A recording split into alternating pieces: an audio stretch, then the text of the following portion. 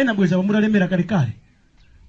si mulungu uli ngwakhazayi koma maganizo anda solika pansi muli ngongoleza mbiri mbiri azimaya kudiyani ndalama zanu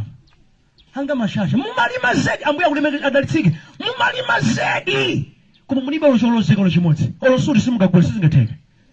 umapasi pasiyanga mbali yakuina mbali haya vuro zikola vuro haya koma zina ndala zina cha dala zina ni dala ndimalindi kulisha nakondedwa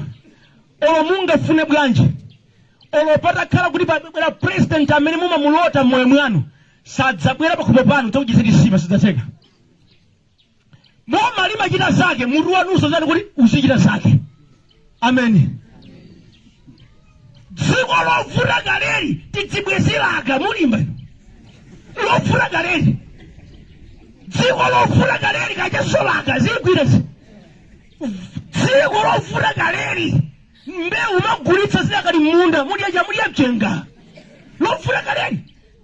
ine ndimati mavuto adziputsa kuchangamuka tatsoma malemba akuti mudzazina choonadi chikuzunza moyo wanga ndi chani aliyense waifa apese chimapangitsa moyo wanga udzikhala monga mendililimu ndi chani amen ine ndimapfa chisoni akuluakulu ena apa bwezi muli ndi ulemu makuti tidali anthu kale chidathetsa ndalama zanu nchiyani lero manena tiwana big man uneti wana ndinde big man okutidwa mudzatuluka muvuto limeneli poka mutapeza vuto lanu ndikubwerano kwa Yesu amen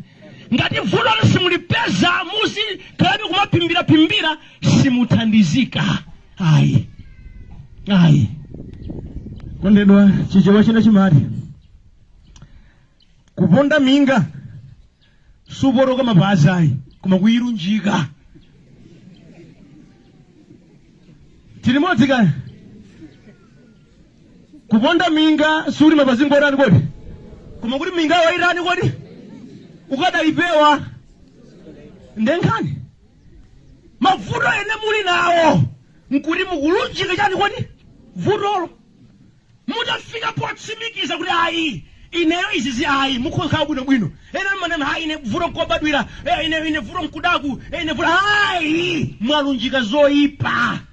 tindalama tanu mapeza ting'ono maramakewo ine muna kwa chisabula chodula kunyumba kwanu mulagiriro mulibe mupindula chani tamvani ndipo kapoka mutayang'anisa ndichoonadi moyo wanga uli muuchimo ambuye Yesu thandizeni amen